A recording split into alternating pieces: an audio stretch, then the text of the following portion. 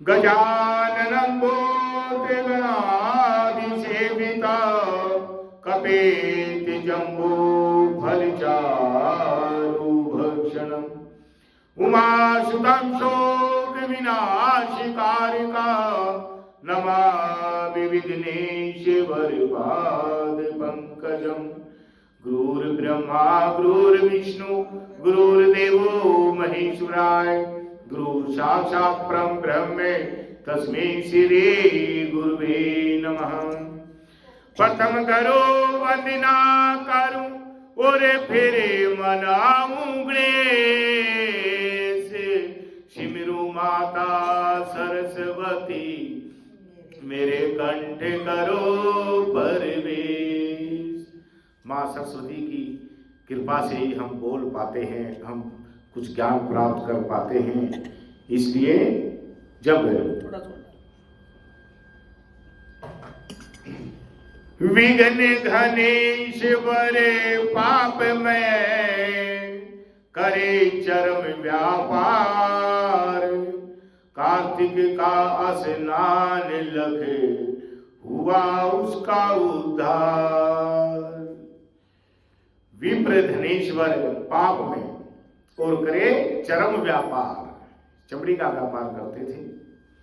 और श्री कृष्ण बोले कि पहले उज्जैन में कोई धनेश्वर ब्राह्मण रहता था, वह अपने कर्मों को नहीं करता था, पापी और दुष्ट बुद्धि था। अब रस कंबल चर्म का व्यापार करता था और झूठ बोलता था, चोरी वेश्य सुरापान इनको करता और उसका चित्त दुखी रहता था। हमें कोई भी बुरा काम कर तो लेते हैं, लेकिन बाद में अपनी जो आत्मा अंदर से झिझोरती है कि ये मैंने गलत कर दिया। सबसे पहले तो कोई भी हम बुरा कार्य करते हैं तो पहले आत्मा मना कर देती है कि नहीं ये ठीक नहीं है, उसके प्रति ठीक नहीं है। मदिरा पान करना ठीक नहीं है, किसी की चुगली निंदा करना ठीक नहीं है, चोरी या दूसरे का हक लेना वो ठीक नहीं है। लेकिन फिर भी उस आत्मा को मार के हम वो कार्य कर देते हैं। लेकिन फिर भी जो है जब तक ये शरीर रहता है, जब तक जो है वो बातें याद ही रहती है, भूलता नहीं है। आदमी अपने पुण्य को भूल सकता लेकिन पाप को कभी नहीं भूलता। वो बार बार कभी ना कभी सामने आ ही जाता है, याद आ ही जाता है। तो फिर क्या फायदा ऐसे पाप का करने से जिससे हमारी आत्मा को ही संतुष्टि ना हो।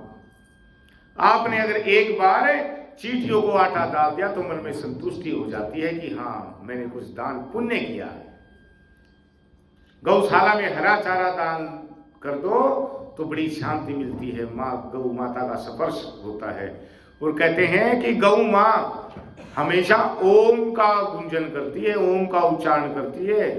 कभी भी जब गौ माता श्वास छोड़ती है ना, उस श्वास को अपने अंदर खींच के देखो, कहती है और वो श्वास से अस्थमा इत्यादि ठीक होता है। गाय के नजदीक रहने से सभी बीमारियां ठीक रहती हैं। इसलिए घर घर में गाय पाली जाती थी, गाय के गोबर का सेवन किया जाता था, गौमूत्र का सेवन किया जाता था। पंचगव्य से भगवान खुश हो जाते हैं, भगवान प्रसन्न हो जाते हैं। तो हम तो इंसान हैं। ग्राउंड फ्लोर वाले दुकान में हम गए।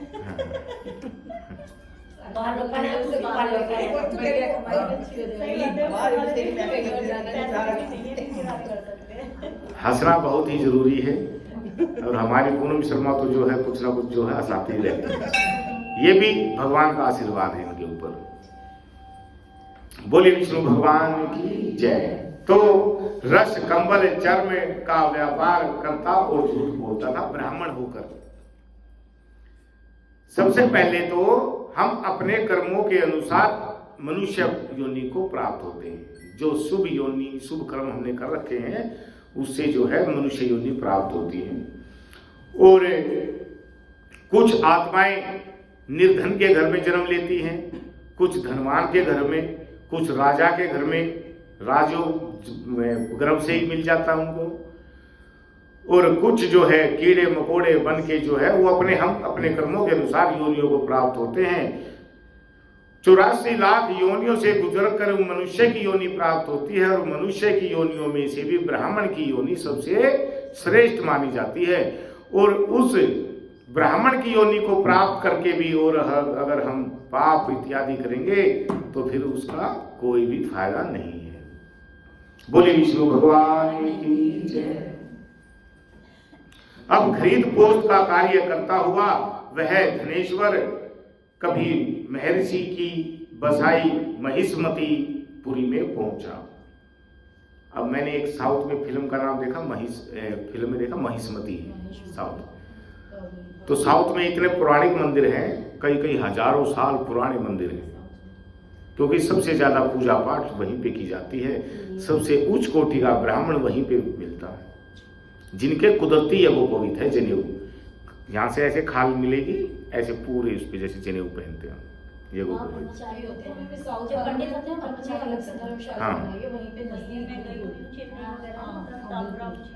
तो उसने जो है महिष्मती पुरी में पहुंचा, जो पवित्र नर्मदा नदी इसका परकोटा हो रही है, वहां धनेश्वर ने कार्तिक स्नान करने वालों को देखा। 1 महीना निवास किया, व्यापार के लिए जाना पड़ा उसने, और नर्मदा नदी के वहां पर अब कार्तिक स्नान करने वाली थी, तो उनको देखा सिर्फ उसने, क्योंकि उसको भी मजबूर में वही रहना पड़ा धर्मशाला में। तो उसने वहीं पर 1 महीना निवास किया। बिक्री के लिए नर्मदा के किनारे घूमते हुए उसने स्नान करके जप और पूजन में लगे हुए ब्राह्मणों को सिर्फ देखा है। कोई पुराण पढ़ रहे हैं, कोई सुन रहे हैं, कोई नृत्य एवं गाने बजाने में मस्त हैं, कोई हंसाने में मस्त है, और कोई विष्णु की मुद्रा में अंकित है, तो कोई तुलसी माला पहन रहे हैं। ऐसा देखा नित्य वहां घूमता तथा वैष्णवों का दर्शन और भाषण सुनना करता। इससे विष्णु के नाम का बोध हो गया। उसको भी जो है मन में एक ही शब्द जब हम सुनेंगे तो ऑटोमेटिक अपने मन में वही बात चलती रहती है। कोई फिल्म देख ले तो उसकी भी ना कुछ समय के लिए वही बातें याद रहती हैं।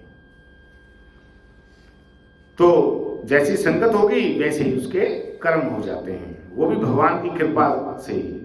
इससे विष्णु के नाम का बोध हुआ। इस प्रकार महीने भर ठहर कर उसने कार्तिक के उद्यापन की विधि को तथा भक्ति सहित भगवान के जागरण को देखा। अब पूर्णिमा के दिन ब्राह्मण गो इनका पूजन, कार्तिक स्नान किए मनुष्यों को दिए गए भोजन दक्षिणा को देखा।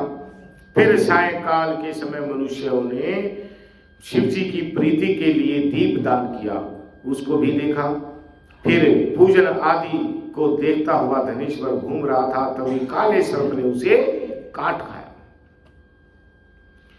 और वह व्याकुल होकर गिर पड़ा। मनुष्य उसको गिरा देख उसके चारों ओर इकट्ठा हो गए और तुलसी की माला जल उसके मुख में डाला। यम के कीकर यमदूत उस मरे हुए को बांधकर कोड़ों से मारते हुए यमराज की सैमनीपुरी में ले गए। चित्रगुप्त के उसके सब बुरे क्रम यमराज को बताए कि इसने अपने जीवन में कोई भी सकृत कार्य नहीं किया है। इसके दुष्कर्मों को वर्ष भर में भी मैं अगर कहूं तो तब भी पूरे नहीं होते। ये दुष्ट पाप की मूर्ति है, इसलिए कल्प तक ये नरक में निवास करे।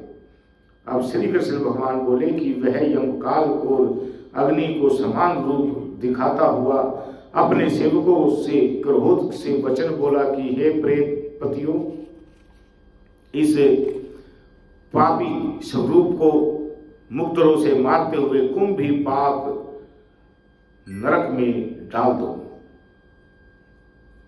मुक्तरों के लगने से उसका सिर फूट गया। फिर धनेश्वर को प्रेत पति ने तेल के ओटाने जिसमें शब्द हो रहा था, उबल रहा था, ऐसे कुंभी पाप नरक में डाल दिया। किंतु उसके डालने से अग्नि शीतल हो गई। अब जैसे ही कुंभी पाप कढ़ाई में तेल उबल रहा उसमें डाल दिया। अब कहते हैं ना, कल बताया था मैंने, अंगूष्ठ जितना शरीर होता है उसके अंदर आत्मा होती है। उस अंगुष्ठ जितने शरीर के, जैसे सिर फोड़ दिया तो उसको दर्द भी होगा, भूख भी लगेगी, प्यास भी लगेगी, गर्मी सर्दी सब लगेगा, और उस शरीर के अंदर फिर आत्मा होती है। और जब सूक्ष्म, ये तो एक हमारा शरीर है जो हम अभी धारण करे हुए हैं, इसके अंदर सूक्ष्म शरीर और है, वो यातनाएं भोगता है। आत्माएं नहीं, आत्मा तो उससे दुखी होती है। बोले विष्णु भगवान की जय। तो उबलते हुए तेल में उसको डाल दिया, कुंभी पाक नरक में डाल दिया, किंतु तेल ठंडा हो गया। अब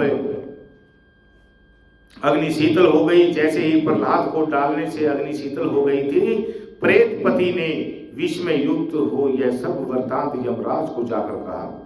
यमराज प्रेतपति की बात सुनकर विस्मय से विचार करने लगा। तभी वहां नारद जी पधारे। यमराज ने उनका पूजन किया। उस धनेश्वर को वहां देखकर नारद जी बोले कि हे अरुण नंदन, यह व्यक्ति नरक भोगने योग्य नहीं है, क्योंकि इसने अंतिम समय में नरकों को दूर करने वाला कार्य कर लिया था। जो पुण्य करने वाले का दर्शन, स्पर्श और संभाषण सुनता है, वह पुण्य के छठे अंश को पाता है। बोले विष्णु भगवान। कल सुनी थी ना आपने यही बात कि तीर्थ करके आई माता जी हमारी, कहाँ गई, वो बैठी, तीर्थ करके आई और हमने उनके दर्शन कर लिए, तो इनके पुण्य का छठा भाग हमें प्राप्त हो गया। तो ऐसे ही जो है धनेश्वर ने कार्तिक सुनने वालों को उनका छठे भाग को प्राप्त कर लिया था, इसलिए वो तेल में जब गिरे तो तेल ही ठंडा हो गया। तो ऐसे ही जो है उन्होंने बताया कि इसने उनकी सेवा की, इसके संपूर्ण व्रत का भागी, क्योंकि व्रत में मिले पुण्य की संख्या नहीं है। कार्तिक मास में जो व्रत करते हैं उनके पुण्य गिने ही नहीं जा सकते, अनंत होते हैं, अक्षय होते हैं। भगवान कार्तिक का व्रत करने वाले मनुष्य के बड़े पापों को भी अपने तेज से दूर कर देते हैं।